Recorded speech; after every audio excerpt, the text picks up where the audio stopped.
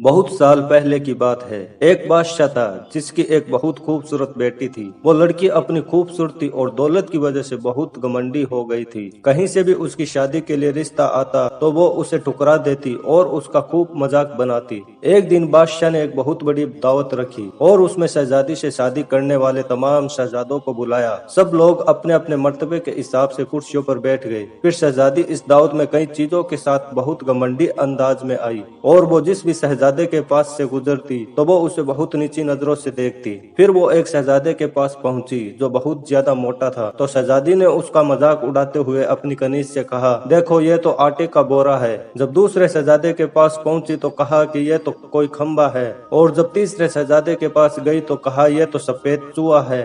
इसी तरह शहजादी हर शहजादे की बेइज्जती करती रही, लेकिन एक शहजादे को तो देखकर उसे बहुत हंसी आई क्योंकि उसने दाढ़ी रखी हुई थी। शहजादी ने उसका मजाक उड़ाते हुए कहा कि जरा देखो तो इसने कैसे अपने चेहरे पर घास फूस उगा रखा है।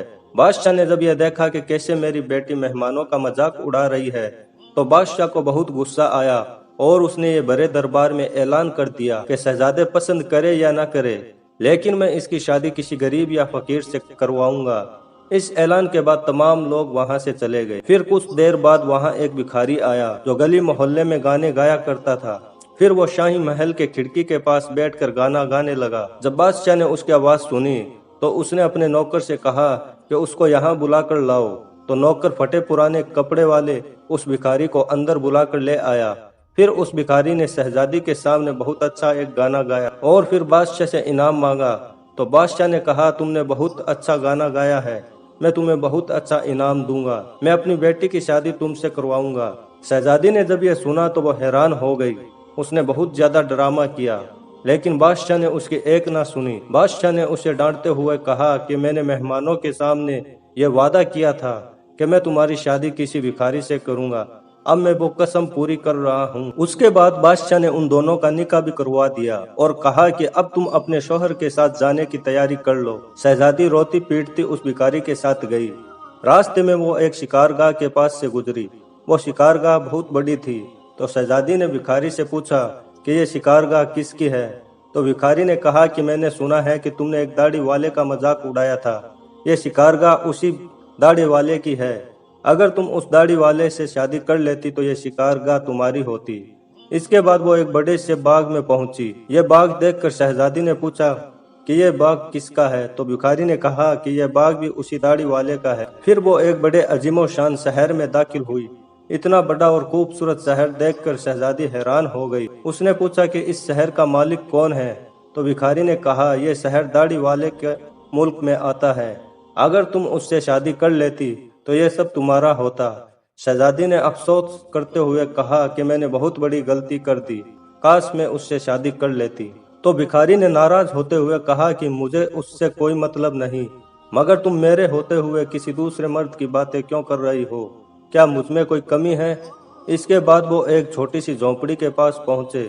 तो शहजादी ने कहा, कैसी बेकार और छोटी सी झोंपड़ी है। तो भिखारी बोला कि यह मेरा घर है और यही वो जगह है जहाँ हमें जिंदगी गुजारनी है। तो शहजादी बोली कि तुम्हारा नौकर कहाँ है। तो भिखारी बोला कि हमें नौकरों से क्या काम, तुम हर काम कर सकती हो। चलो अब तुम आग जलाओ और मेरे लिए खाना बनाओ, मैं बहुत थक चुका हूँ। लेकिन शहजादी को खाना पकाना नहीं आता था। तो भिखारी ने उसकी मदद की। फिर कुछ देर बाद उन्होंने उल्टा सीधा खाना पकाकर खा लिया और सो गए। दूसरे दिन उसे भिखारी ने जगाया और घर का काम करने को कहा। शहजादी पूरा दिन काम करती रही और ऊपर से भिखारी की डांट भी सुनती रही। किसी तरह से उन्होंने कुछ दिन गुजार लिए। एक दिन भिखारी ने कहा कि मैंने जो कुछ कमाया था वो सब अब खत्म हो चुका है, अब कमाने की बारी तुम्हारी है। मैं तुम्हें लकड़ी लाकर देता हूँ, तुम उससे टोकरियां बुन लेना। यह कहकर वो जंगल में गया और टोकरी के लिए लकड़ी काट कर ले आया। शहजादी ने टोकरी बनानी शुरू कर दी। उसने पहले कभी इस तरह का मेहनत वाला काम नहीं किया था, इसलिए उसकी उंगलियां जख्मी हो गई और उनमें से खून निकलने लगा। यह देखकर उसके शौहर ने कहा कि तुम ये काम नहीं कर सकती, मैं तुम्हें धागे लाकर देता हूँ, तुम उससे कपड़े बुन लेना। लेकिन वो यह भी ना कर सकी तो उसके शौहर ने कहा कि तुम तो मेरे लिए बिल्कुल भी काम की नहीं हो, तुम तो कोई भी काम नहीं कर सकी, तुमसे शादी करके मैं बर्बाद हो गया। ठीक है, मैं कोशिश करता हूँ कि तुम्हारे लिए मैं मिट्टी के बर्तन ला दूं, तुम उन्हें बाजार में जाकर बेच दिया करो। इस बात पे घमंडी शहजादी ने कहा कि जब मैं बाजार जाऊंगी तो मेरे मुल्क के लोग मुझे इस हाल में देख के मुझ पर बहुत हंसेंगे। तो शौहर ने कहा कि ये मेरा मसला नहीं है, अगर तुम भूख से नहीं मरना चाहती हो तो तुम्हें यह काम करना ही पड़ेगा। मिट्टी के बर्तन बेचने का काम बहुत अच्छा चल रहा था। लोग जब एक खूबसूरत लड़की को बाजार में बर्तन बेचते हुए देखते तो उस पर तरस खाकर उससे कुछ ना कुछ खरीद लेते। जब बर्तन बिक गए तो भिखारी ने और बर्तन ला कर दिए। इसी दौरान एक सिपाही वहां से गुजरा तो उसने बर्तन लेकर उसमें लात मारकर तोड़ दिए और कहा कि दोबारा तुम इस तरह से रास्ता मत घेरना, एक तरफ बर्तन रखकर बेचना, बीच रास्ते पर मत बेचना। शहजादी बहुत परेशान हुई। उसने सारा वाकया घर आकर अपने शौहर से बताया। शौहर ने कहा, तुम बिल्कुल पागल हो, तुमसे किसने कहा था कि तुम बर्तनों को ऐसे बीच बाजार में रख कर बेचो, आखिर वहाँ से लोगों को निकलने में परेशानी होती होगी। मुझे लगता है कि तुम ये भी नहीं कर सकती, ये तुम्हारे बस का काम नहीं है। मैं शाही महल जाऊंगा, हो सकता है शायद तुम्हारे लायक कोई काम वहाँ मिल जाए। यह कहकर वो शाही महल के लिए रवाना हो गया। शाम को वो वापस आकर कहा कि तुम्हारे लिए शाही महल में मददगार बावर्ची की जगह मिल गई है, अब कम से कम हमें पेट भर के खाना तो मिल ही जाएगा। इस तरह वो घमंडी शहजादी एक मददगार बावर्ची बन गई। वो रोज सुबह से शाम तक बावर्ची खाने में रहती और रात को बचा हुआ खाना अपने घर ले आती। इस तरह दोनों मियाँ बीवी का गुजारा होने लगा। महल में आए हुए उसे कुछ ही दिन गुजरा था कि उसने सुना कि महल में कोई शाही प्रोग्राम है। जब मेहमान आने शुरू हुए तो शहजादी बावर्ची खाने की खिड़की से उन्हें देखने लगी। गुलाम कीमती कपड़ों में मेहमानों का इस्तकबाल कर रहे थे। हर तरफ शानो शौकत और धूमधाम नजर आ रही थी, लेकिन शहजादी अपनी किस्मत पर आंसू बहा रही थी और अपने तकब्बुर और बेवकूफी पर पछता रही थी। उसी दौरान वहाँ कुछ कनीजे आई जिन्होंने शहजादी को लजीज खाने दिए। शहजादी ने उस खाने को टोकरी में रख लिए और घर की तरफ चल दी। अभी वो महल के दरवाजे से गुजर ही रही थी कि अचानक बहुत कीमती पोशाक पहने हुए एक आदमी ने उसका रास्ता रोका। शहजादी ने जब उसकी तरफ देखा तो ये वही दाढ़ी वाला बादशाह था जिसका उसने मजाक उड़ाया था। वो खौफ से कांपने लगी। बादशाह उसे लेकर महल में पहुंचा। इतने सारे लोगों को देखकर उसका अपने ऊपर काबू नहीं रहा और घबराहट में उसके हाथ से टोकरी गिर गई और उसमें से खाना निकलकर चारों तरफ बिखर गया। तमाम दरबारी हंसने लगे। शहजादी का उस वक्त हाल ऐसा था कि किसी तरह जमीन फट जाती और वो उसमें समा जाती। उसने झटके से अपना हाथ छुड़ा लिया और भागना चाहती थी।